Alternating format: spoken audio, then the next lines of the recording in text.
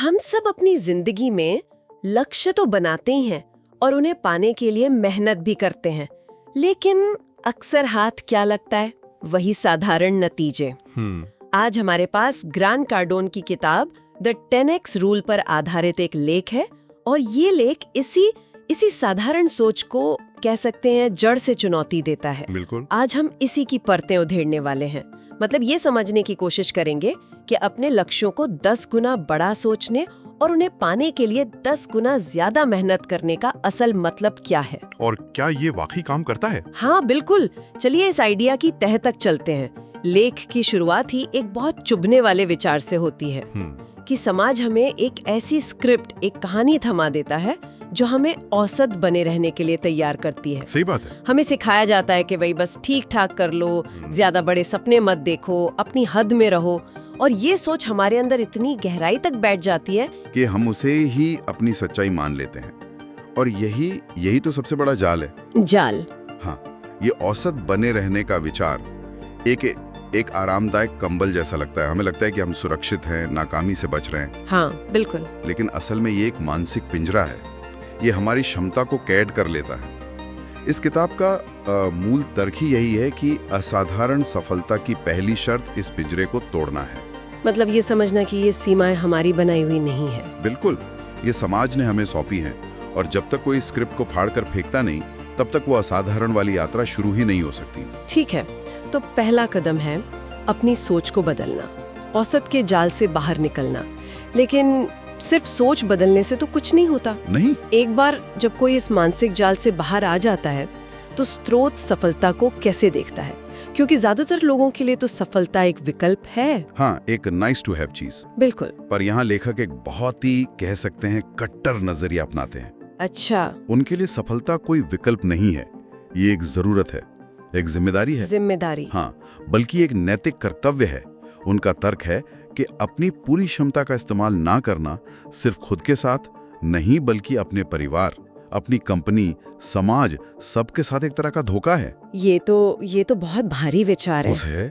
लेकिन यही 10x मानसिकता की नींव है। अच्छा। इसे एक ऐसी चीज की तरह देखा जाता है जिसके बिना गुजारा ही नहीं हो सकता। ये वाकई एक बहुत शक्तिशाली नजरिया है। तो अगर सफलता इतनी जरूरी है तो इसे पाने का फॉर्मूला क्या है? लेख में 10x एफर्ट की बात की गई है। यानी अगर आपका प्रतियोगी 1 कॉल कर रहा है तो आप 10 करें। अगर वो 1 घंटा काम कर रहा है तो आप 10 घंटे करें।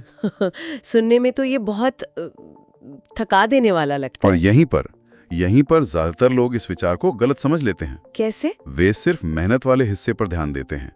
लेकिन इस फिलॉसफी का जो असली जादू है ना, वो मेहनत से पहले शुरू होता है। अच्छा। हाँ, ये शुरू होता है लक्ष्यों से। किताब का तर्क है कि समस्या हमारी मेहनत में नहीं, बल्कि हमारे लक्ष्यों के आकार में है। मतलब हमारे गोल्स ही छोटे हैं। बिल्कुल। हम इतने छोटे और सुरक्षित लक्ष्य बनाते हैं कि उन्हें हासिल करने के लिए असाधारण मेहनत की जरूरत ही महसूस नहीं होती। यहाँ पर बात वाकई दिलचस्प हो जाती है, क्योंकि हमें तो हमेशा सिखाया गया है कि ऐसे लक्ष्य बनाओ जो हासिल किए जा सकें, रियलिस्टिक हों। हाँ, यथार्थवादी हों। पर ये नियम कहता है अपने लक्ष्य लो और उन्हें 10 गुना बढ़ा कर दो। ये तो सीधे सीधे पारंपरिक ज्ञान को चुनौती दे रहा है। इसके पीछे क्या तर्क है? मतलब इतना बड़ा लक्ष्य बनाने से होता क्या है? इसके पीछे एक गहरा मनोविज्ञान काम करता है। मान लीजिए आपका लक्ष्य अपनी आय 10% बढ़ाना है। ठीक है। आप क्या करेंगी? शायद थोड़ा ज्यादा काम करेंगी, कुछ पुराने तरीकों को बेहतर बनाने की कोशिश करेंगी। सही है। लेकिन अगर आपका लक्ष्य अपनी आय 10 गुना यानी 1000% बढ़ाना है तो क्या होगा? तो आपका दिमाग पुराने तरीकों के बारे में सोचना ही बंद कर देगा, क्योंकि वे पूरी तरह से बेकार हो जाएंगे। अच्छा। ये एक तरह का मेंटल हैक है। लक्ष्य इतना बड़ा होता है कि दिमाग का वो तार्किक हिस्सा जो हमें बताता है कि क्या संभव है और क्या नहीं, वो हार मान लेता है। और उसकी जगह रचनात्मक और असंभव को संभव करने वाला हिस्सा हावी हो जाता है। ये आपको मजबूर करता है कि आप शून्य से सोचना शुरू करें। लेकिन यहाँ एक स्वाभाविक सवाल उठता है, इतने बड़े लक्ष्य बनाना क्या ये निराशा को बुलावा देना नहीं है? अगर कोई 10 गुना बड़ा लक्ष्य बनाता है और सिर्फ 5 गुना तक ही पहुंच पाता है तो तकनीकी रूप से तो वो फेल हो गया। क्या ये हताशा पैदा नहीं करेगा? ये एक बेहतरीन सवाल है और स्रोत इसका बहुत ही व्यवहारिक जवाब देता है। पहली बात, 10x लक्ष्य पर फेल होना भी एक साधारण लक्ष्य को हासिल करने से कहीं ज्यादा बड़ी सफलता है। मतलब अगर आपका लक्ष्य 10 लाख कमाना था और आपने 5 लाख कमाए, तो आप उस व्यक्ति से 5 गुना आगे हैं जिसने 1 लाख का लक्ष्य बनाकर उसे हासिल कर लिया।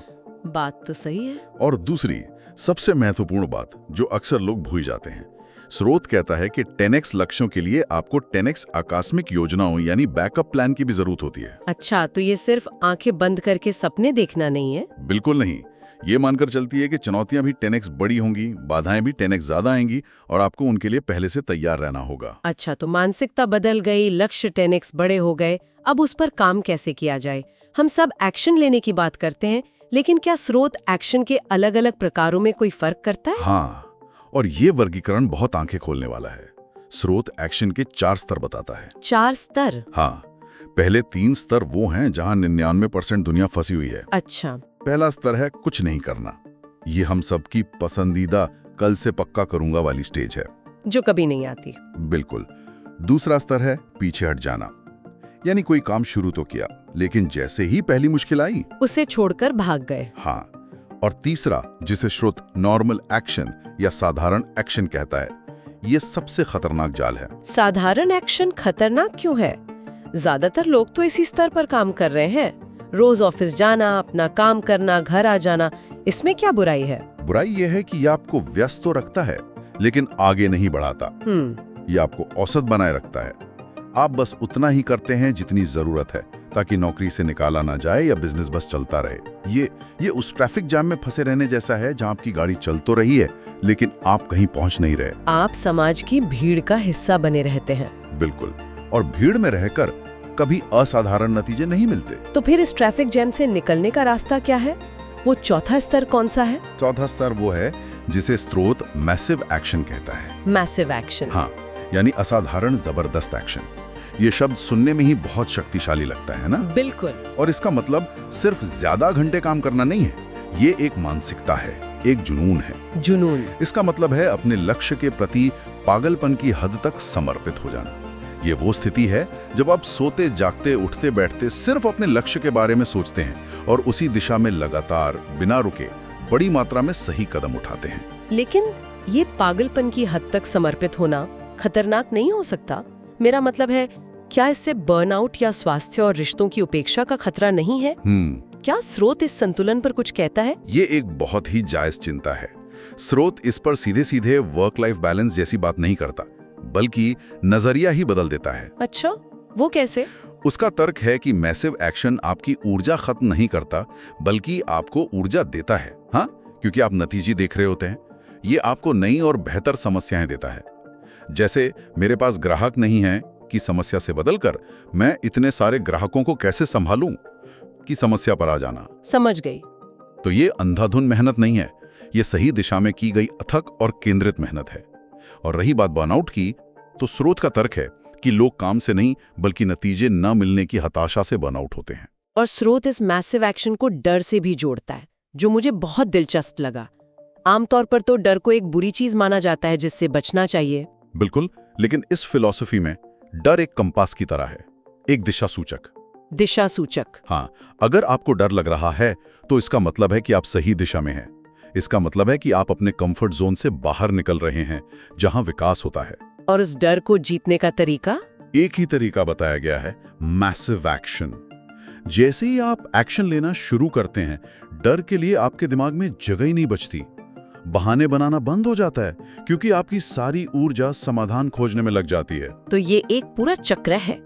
बड़े लक्ष्य आपको मैसिव एक्शन के लिए मजबूर करते हैं। हाँ।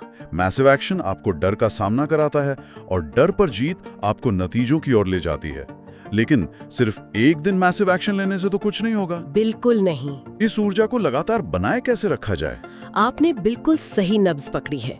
मैसिव एक्शन अगर एक बार का धमाका है तो वो बेकार है।